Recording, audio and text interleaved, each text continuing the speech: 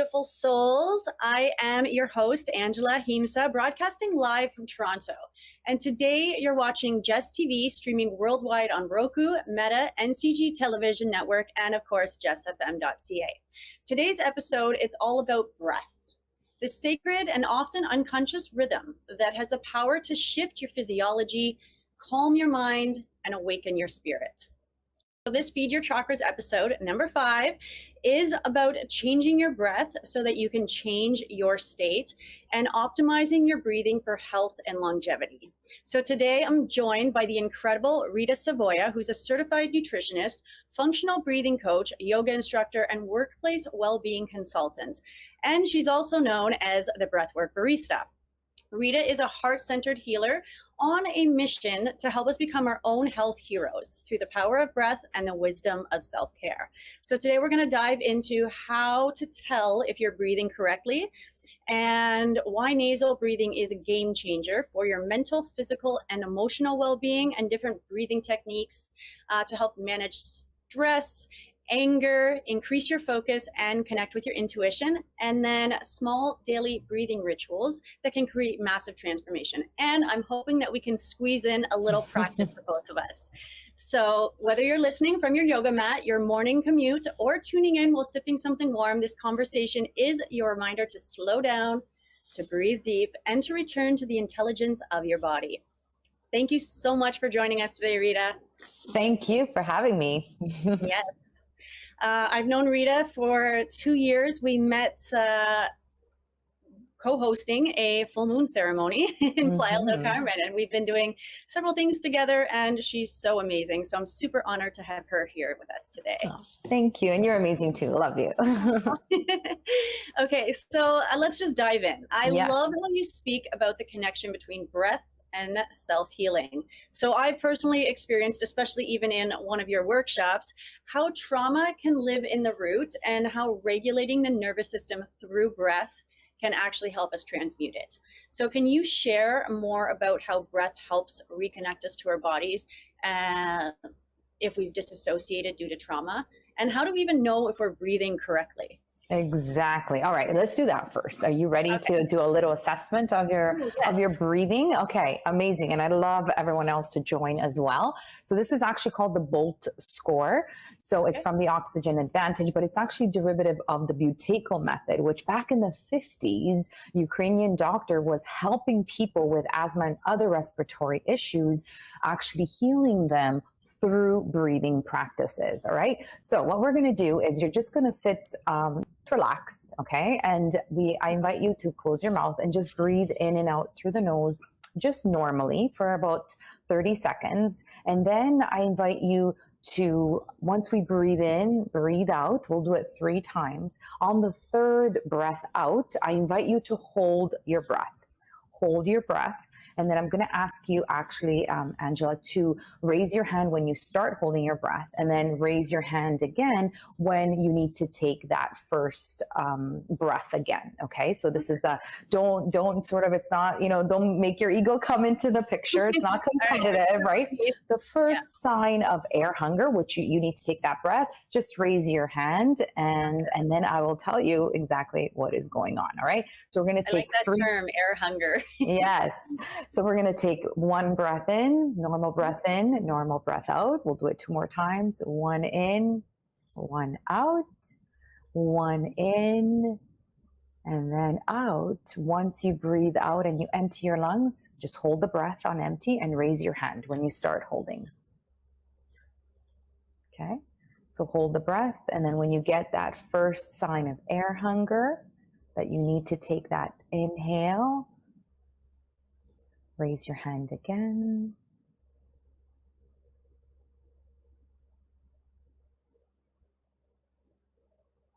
So we are testing here our carbon dioxide tolerance, and I can talk a little bit more about that and geek out on the science. You're getting really into it now. by closing your eyes. Okay, amazing. I started a little bit before. I totally forgot to raise my hand. Okay, no worries, no worries. All right, so what this is telling us is, okay, so you got 34 seconds. So anyone that's tried it at home, just sort of test yourself and see when you actually need that time to breathe. Okay, so that air handler pops up. And so what the research shows is that anything under 20 seconds, so you are breathing functionally and properly, and I would hope so because you're a yogi as well, and I breathe a lot. So you're good. So you're probably not a good example of this. However, most of us are actually under 20. Even 25 is sort of on the cusp of that dysfunctional or improper breathing, or maybe I don't like to put it that way, but we're not optimizing our breath. Okay, so if we have anything under 20, we're not optimizing our breath. So what does that mean exactly? We're actually breathing dysfunctionally. And that means that most of us are actually over breathing. And how does that happen? Through the mouth. So I know you had somebody on here talking about mouth breathing, but we just brushed over it. So okay, so dysfunctional, the biggest poor breathing habit is the actual mouth breathing. Why? Because, and if you can remember this out of this whole entire talk that we have today, breathing through your mouth is like eating through your nose. How ridiculous does that sound? But we're actually breathing. Most of us are mouth breathers. About more than 50% of us are mouth breathers. So what does that actually? It activates the sympathetic nervous system, right? That actually mouth breathing does, right? Because if you think about it, when you are exercising heavily, we're usually mouth breathing. When we are running or actually feel that danger, right? We actually activate the sympathetic nervous system, which is a good thing. We need to activate that. But however, not in every day while you're sitting at your desk, while you're walking, while you're working. That actually puts a strain on the nervous system. It puts a strain on you're in a state of flight. Exactly. Your body is telling your brain, danger, danger, danger. So it actually wears you down. So what else causes that dysfunctional breathing? Fast breathing, chest breathing, right? So if you're upper chest breathing, that again signals to the sympathetic nervous system, right? Or activates Which it. most people actually do subconsciously. Yes, exactly. But we can reverse that. That's the beauty of the breath. You can unlearn and retrain, which is amazing, right? Lots of sighs, yawns, and even holding your breath. There's this phenomenon of email apnea. Okay. So and I'm guilty of this too. And I'm a breathwork instructor. Apnea? Yes. Okay. When we're checking our emails, we tend to hold our breath, especially if it's an important email or something that we're obviously waiting for. We tend to I find people do that in yoga too, or like working out. And I'm like, this is when you breathe. Trust me. Yes, when we have those tough poses, you're so right. And thank God the instructor will remind me, breathe, and then I start breathing again. So tense shoulders, no pause between the inhale and exhale. There should be this natural pause, right? These sort of forced exhalations, like lots of that you do that all the time, again, you are releasing too much carbon dioxide, and that's actually going to restrict the oxygen levels in your blood. This was another too much. You're restricting the intake. When it comes to breathing, less is more, and this was an eye opener for me because we've known this since the 60s. Okay, it's called the Bohr effect. So it's actually the release of it's the retention of carbon dioxide. So the more carbon dioxide we have in our system, that's what actually tells hemoglobin to release oxygen in the cells. Can you believe that? So we have to actually breathe less. So people that are like, oh, breathe deep, you're actually doing a disservice to your body and to your nervous system. So and think about the brown bag, right? When people get a panic attack or an anxiety attack, you picture this breathing into the brown bag. What are you actually doing there? You are rebreathing the carbon dioxide that you exhaled in order to allow the oxygen to get to your cells, tissues, organs, muscles, and nervous system, right? So it is crucial to actually breathe less. So I love that there's an acronym, LSD, and you can let's all do some LSD.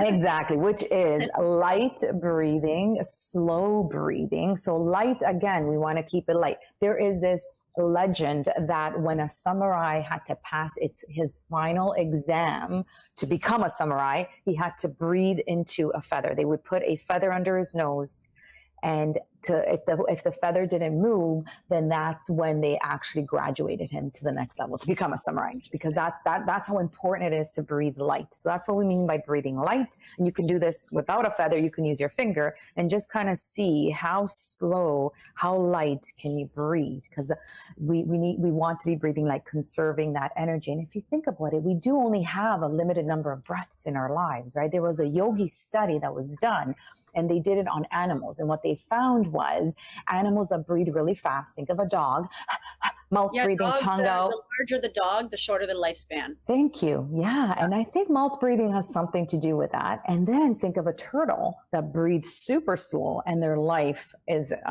extension is quite long. Oh, it's 11:11.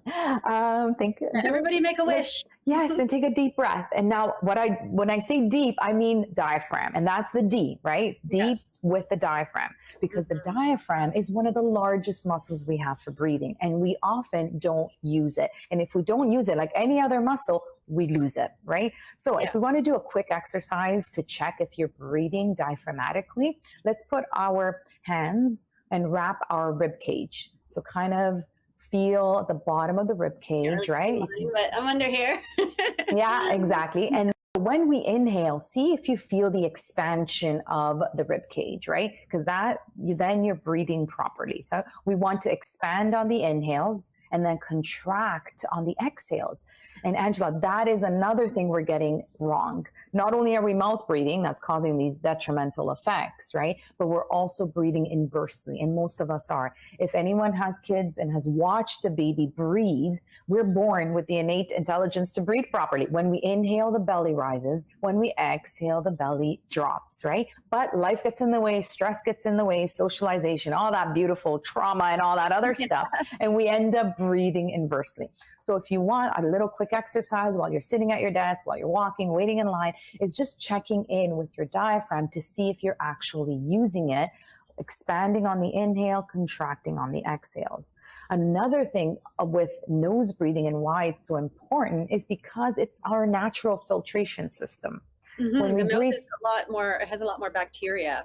Yeah, when we breathe through the mouth, it's a bigger opening, right? And it doesn't filtrate, okay? It doesn't filter. It doesn't actually moisten the air. It doesn't make it easier for your lungs to actually work properly. So you're getting all the gunk from the environment, which nowadays is super polluted, and no filtration. It's going straight down your throat and then into the respiratory system. So that's another thing that, one that really lower back issues, 25% of lower back issues are due to improper breathing, because when we don't use the diaphragm also affects posture. So it's very important. If you breathe properly through the diaphragm, with the diaphragm, then you can alleviate some of that pain. Another, mental health issues, of course, stress, anxiety, our breath changes, right? Right away, we know that we're either stressed. I was going through a very stressful period recently. I think I've told you about it. And I just felt that upper chest, that shallow breathing. And you can change your state instantaneously by changing your breath. And you said that in the introduction. But astonishingly, in 2017, they did a study, and about 83% of people with depression, clinical depression, have some sort of dysfunctional breathing going on. And when was the last time a conventional doctor asked you, how's your breathing? No, they go straight to the medicine. Or how's your eating? Oh, that's true too. Yeah, that's as well. Yes. Even tapping, twitching, nervousness, those are all signs of improper breathing, dysfunctional breathing. So things to watch out for sure. So LSD. Light, slow, and deep. Diaphragm. Deep. Yes. Yes. It's funny that you mentioned, what was it? It was like the samurai, because monks also, the very first thing that they have to learn is how to breathe. Because if you can control the breath, you can control your life, because you can control your emotional state. And the breath is the one thing that stays with you from the second you're born to the moment you die. And so by controlling that, and all those like roller coasters happen, like that is the one thing that can keep you grounded. So that's so true. And talking about the chakra, the sacral chakra and the root chakra, yes, the diaphragm can actually help move. First of all, it massages, right? I'm going to be talking about the diaphragm forever. I mean, it massages these internal organs as well, right? The lower abdominal, the pelvic floor as well, the pelvic organs, but it helps you to release, right? So any blockages, any stuck emotions, by breathing deep into the belly, it literally, physically, emotionally, and spiritually, it helps you to release and move that stagnant energy. Yeah. So in today's world, like, we're also overstimulated, and then there's processed foods, we're shallow breathing, mouth breathing, and so many people don't even realize that this is keeping them stuck in survival mode, in that state of flight. Can you give us some insights as to how reclaiming our breath can help us shift from surviving to thriving? Yes, for sure, for sure. I mean, I have some amazing stories of people doing as you. By the way, you've experienced the breathwork experience, which is about a 90-minute experience, and it's really because it's intentional. This experience, we walk in with an intention. I want to reduce stress. I want to forgive. So and so. I want to reconnect. That's my story. I reconnected with my aunt who had passed away, and maybe I'll tell a little bit about that. And because we hold, according to Chinese medicine, we hold grief in our lungs. So that's why we might, during a grieving period, we might feel a little bit of tension in our chest, is because we hold that. So we want to release that through breathing. And so I decided to actually create a meditation and started breathing the type of breath work that I now teach. And my intention was to reconnect with her. In some way, shape, or form, was to reconnect. And I had to breathe about a couple of times in order to really, really get into it and get grounded and really embody this, because it was my first time trying to reconnect with somebody who passed through the breath. And I did. And that's the reason why I'm doing what I'm doing, is because it was so profound, and it was so emotionally beautiful to know that, you know what, she's not gone. There isn't this absence. It's more of a presence now. Every time I actually saw birds, I had visions of her as well, visions of birds. And now every time I see a bird, I'm like, oh, she's saying hi. And I say hello, and I reconnect with her. And there's this sort of loving presence. But I have some beautiful transformational stories of people coming to the breathwork experience and actually reconnecting with people that have passed, like myself, but also forgiving. There was a man that forgave his mom after years of resentment. There was a woman that manifested her future job during the breathwork experience, because we tap into the subconscious mind. As you know, 95% of our behaviors, beliefs, and emotional reactions, right, are in the unconscious, subconscious mind. Then the breath allows us to connect to that, right? So we have these beautiful manifesting powers, and we can tap into them through the breath. I had a lady with MS, and she actually saw herself, visions of herself dancing in the kitchen again. And it was just so beautiful, so profound to hear these transformational stories. And the best one, a man from Egypt, a woman from Mexico City, met at one of my breathwork experiences in Mexico. And during the sharing, as you know, there's a sharing at the end, and we just share our experiences, no judging or feedback or analysis. It's just pure sharing. They really connected during the sharing portion of it. They ended up dating. They traveled the world together. They got married, and now they have a breathwork baby. And her name is Hawa, which in Arabic means air, Hawa. Yeah. Oh, that's which means air in Arabic, right? She's a little airbender, little breathwork baby. So is she an air sign? Because that would be even more ironic. I know. Oh, I got to ask that. Yes, that's true. That's so true.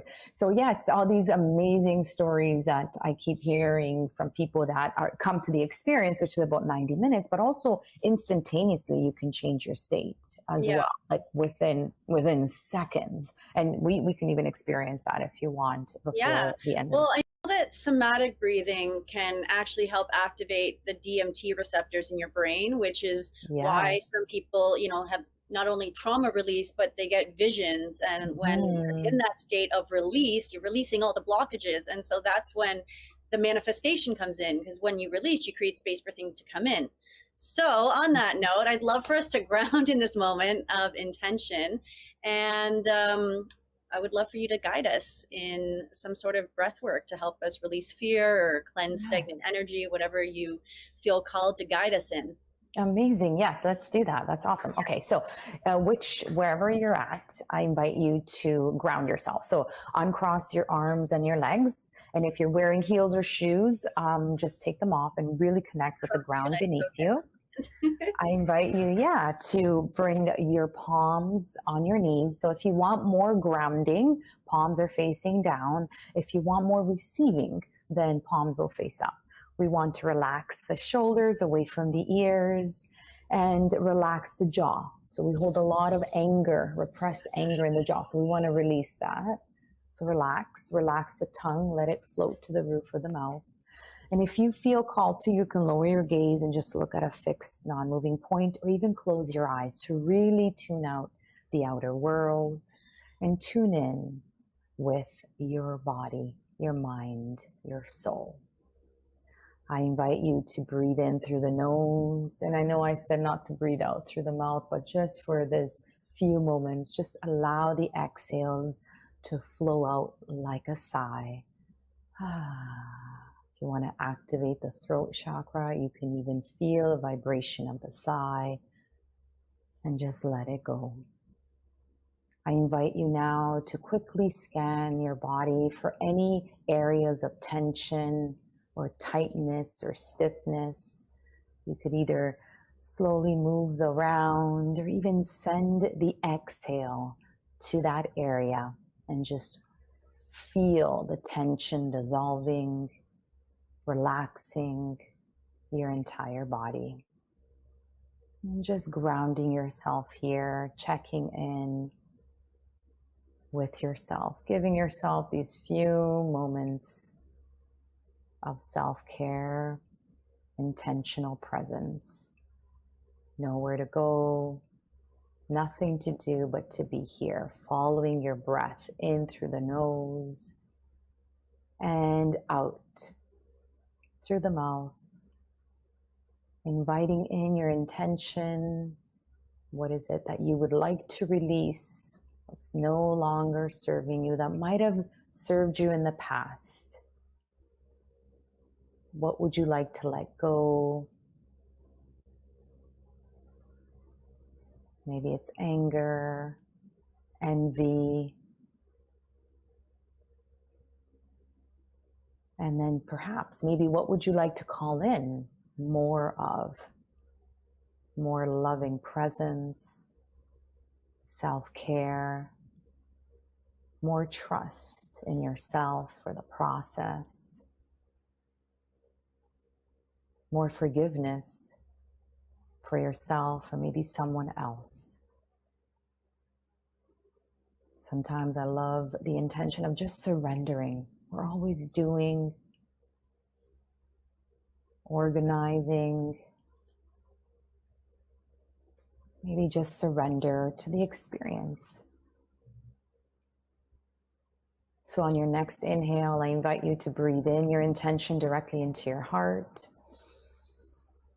and let it guide you through this quick breathwork practice.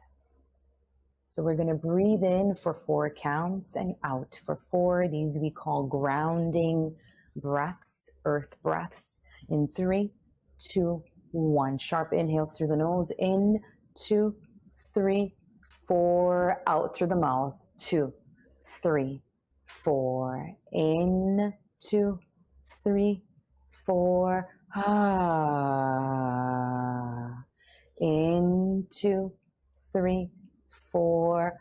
Out. 2, 3, 4. That's it. Keep breathing, expanding the belly. Remember the proper way of breathing. Teach your body, retrain your body how to properly breathe with these expansive diaphragmatic breaths, and then contracting the belly on the exhales. That's it. We're going to pick up the tempo now to what we call the water breaths.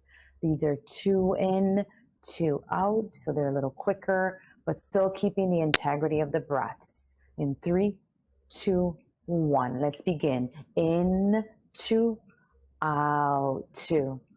In, 2, out, 2. That's it. Beautiful. In, Expanding the belly, ballooning the belly, and then contracting the belly. That's it. Feeling the expansion of the belly, the rib cage, and the chest, and then letting it go. Continue releasing what no longer serves you. That's it. Connecting with these flowing water breaths. Yes, we're going to pick up the speed to air breaths. So these are in for one, out for one. In 3, 2, 1. Let's go. In, out, in, out, in, out. That's it. That's it. If you want to vocalize your experience, connecting with the throat, that's it. Beautiful. Amazing. Keep going. Connecting with your chi here, your prana, your life force, allowing your breath to be your medicine. Yes, that's it. Nice. We're going to pick up the speed one more time. We're going to go as fast as we can, in and out through the nose, in through the nose, out through the mouth, or in and out through the mouth. In 3, 2, 1. Let's go. In and out, in out, in out. That's it. I know this is a little tough. We're only here for 30 seconds. You got this. You can do it. In, out, as fast as you can. Here we're connecting with the element of fire, the transformative element of fire. Feel the belly and the burning in the belly. Burn those limiting beliefs what no longer serves you. Burn them down. In, out, in, out. We're going to exhale together and then inhale and hold the breath. And then inhale and hold the breath. Hold the breath. Squeeze your body. Squeeze, squeeze, squeeze. And hold the breath. Squeeze your pelvic floor, your butt cheeks, your abdominal muscles. Hold, hold, hold. We're going to release with a hum through the nose. In 3, 2, 1. Release, keeping your lips closed. Yeah, massaging our brains here. Yes, increasing that nitric oxide production with these humming breaths. Yeah. And just staying with the sensations you've just created with your body by changing your breath.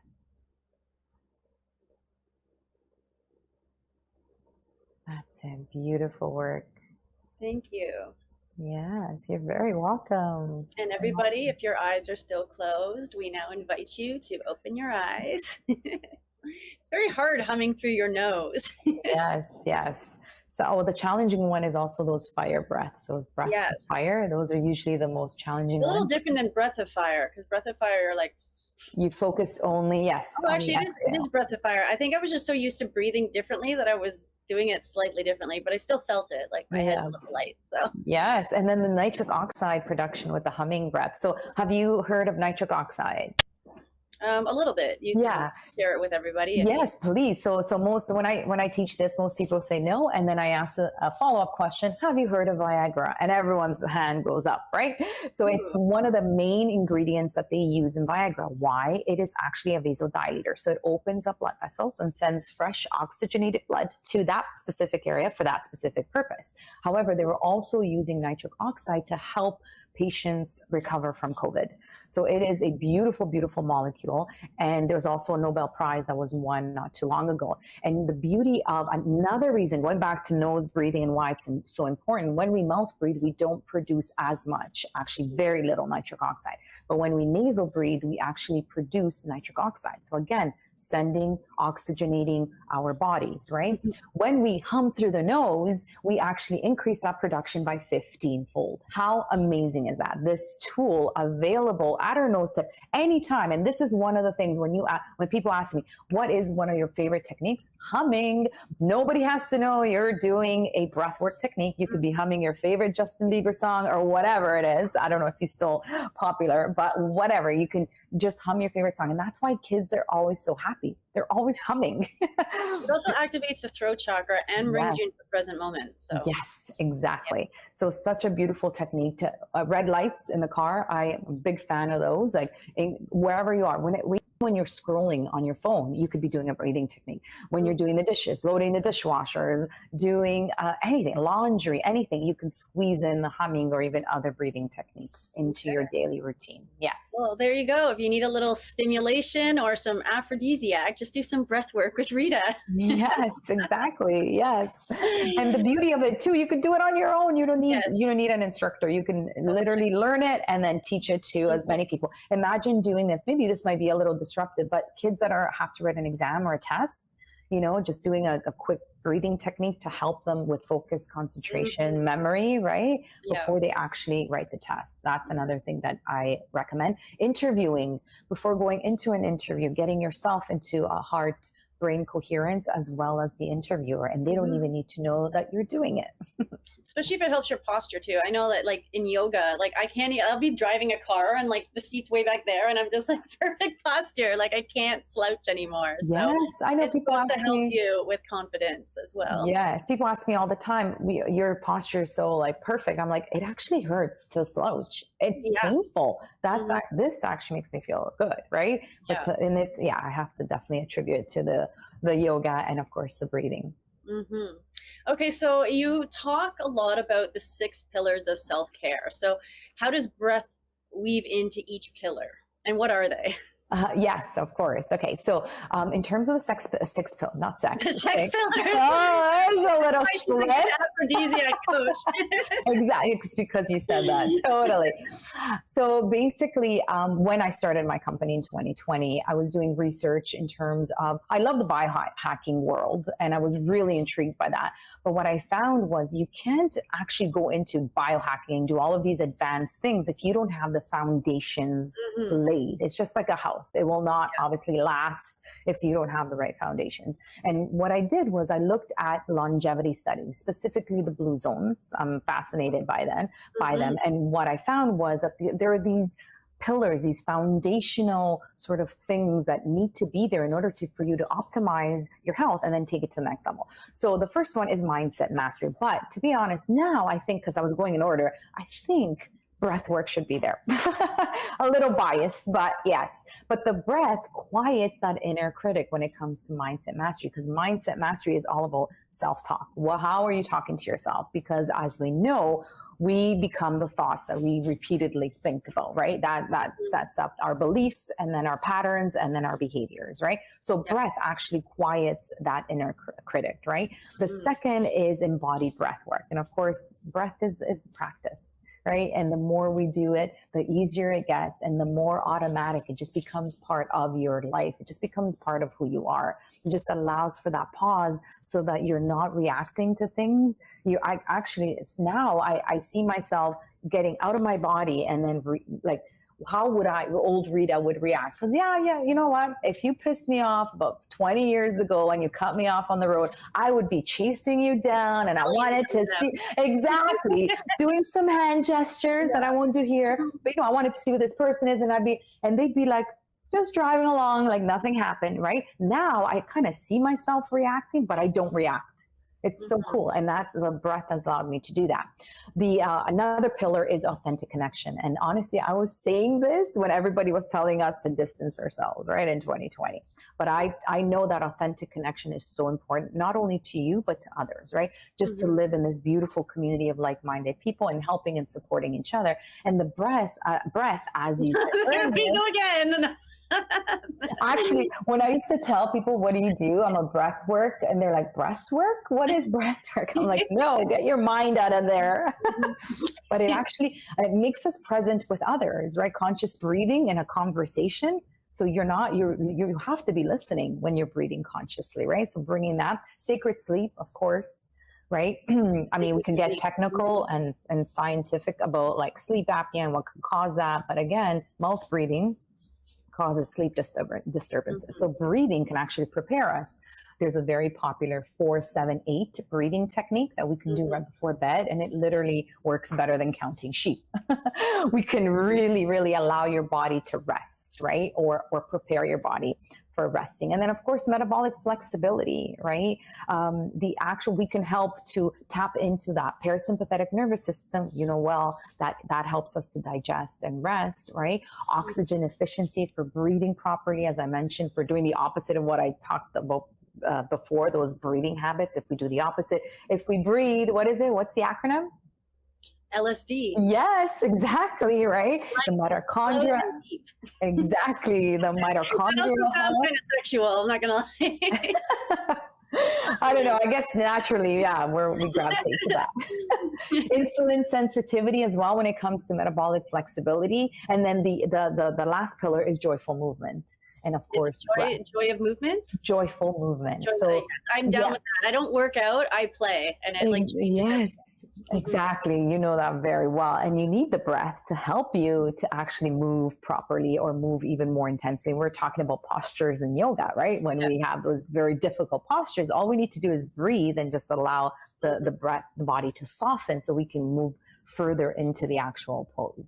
So yeah, breath work weaves into all of these 6 pillars, unintentionally at the time, to be honest. But now I feel like, yes, for sure, it's definitely something that is very, very critical in all those other areas, or drives the optimization of those other areas. Mm-hmm. It's just so crazy, because it's like, when I was talking about our interview the other day, I was just like, just because you're breathing doesn't mean you're doing it properly. It's just such a powerful tool that people aren't even aware that they can tap into, and it will profoundly change their life for the better. Yes, it's true. Because when I tell people I do breath work, and they're like, but I'm breathing, and even tried to explain it to my father, who's 81 years old. He's like, what do you mean?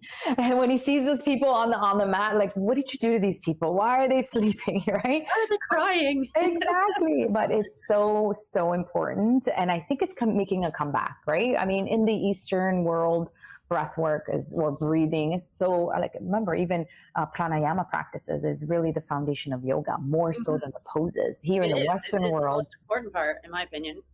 It is, right? In the Western world, we think of yoga as the poses, but it's the postures, but it's actually pranayama, which is the breathing. So they know. But now I think it's making a bit of a comeback here as well. More and more people. My dream would be to have as many breathwork studios as yoga studios or Pilates studios. Yeah. Well, for me, personally, because I have a background in dance and gymnastics, and I'm just very athletic, I was drawn to yoga for the hatha practice, which is what we most commonly associate with yoga here in the Western world. But it's like, as I was doing it, that's actually how I met my friend Guy. We were introduced to other limbs of yoga. And so I took kirtan, and then I started exploring Kundalini, and I've always been into Buddhism and Kriya. So I feel like people, once they kind of get introduced to it and they start to experience the benefits of yoga, which is just mindfulness or just learning how to consciously breathe, they get drawn into the deeper aspects of it. So true. So really, it's actually Shavasana. I love those my favorite 3 minutes. I know those, but it took me a while to get into it because I was so busy mind and I was everywhere. And it took me a while to actually appreciate the Shavasana in yoga. But it was the Shavasana that got me into meditation, and then it was meditation that got me into breath work. Yeah. And it's interesting because it's usually the other way around. What I find as well with clients is they find it really hard to meditate because, your mind is made to be thinking all the time. So asking it not to think it could be difficult for some. But breath work, because you're still doing something, you're still counting, you're still noticing your breath, I find that it's easier for people to actually start if they want to start a wellness journey or a spiritual meditative journey. I always start with the breath, and then they naturally gravitate to a sort of more deeper meditative practices. Totally. I don't know if you remember my Shavasana, but I feel like I give the best Shavasanas, but I do a lot because I even teach at a gym. And those people have no experience, some of them. They just come in for their first yoga class and they've never meditated. So I do a lot of things to really help get them into that. But in 5 minutes, I've had people who've never meditated and they go so deep. But I do the breath. I do a body scan, a chakra clearing. I literally press them down so that they're in anatomical alignment. And it's just such an amazing experience to see people go from that monkey mind, and through introducing them and guiding them so that they're focusing on what you're saying rather than their thoughts, how quickly you can take them from here to here. Yes, even under 5 minutes sometimes, like 3 minutes. It's incredible. Yeah, yeah. You're one of those amazing yoga teachers, because I've had some as well. I just, all right, everyone's rolling up their mat. I'm like, no, don't leave. This is the best part. Yeah. Okay, so you also do a lot with nutrition, and you say that you're either feeding a disease or fighting it, which I totally agree, because we are what we eat. So with every choice, food, thoughts, energy, breathing, would you say that breath is the most overlooked medicine that we have? 100%. Yes, I totally agree. I mean, there's more information. There's a lot more information right now on nutrition and the different diets and everything else. But I feel that the breath, not a lot of people are talking about it. Not enough people are talking about it. So I really do hope, again, that more and more of us are just testing, just trying it out, really just checking in every morning before even waking up, laying in bed, just one hand over your heart and just giving gratitude for the day, maybe for the evening, and just taking 3 intentional, deep, light, slow, and deep, using the diaphragm. And you will notice like that. This is why I love the breath, because it's so practical. It's so accessible. It's versatile. You can do it at any age. It's for anyone, any age. So there's no discrimination.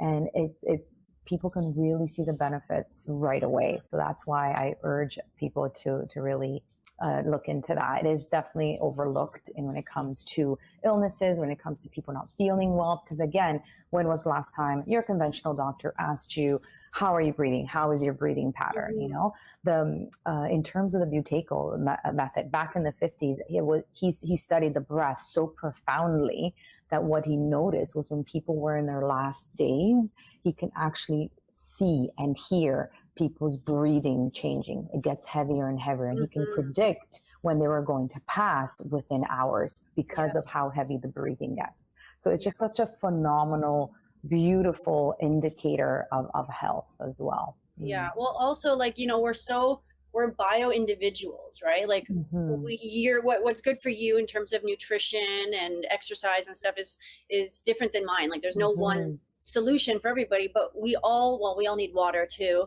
But we can live a lot longer on water than we can without breath. Like if you can only last like a few minutes, you know, that's how dependent we are on it.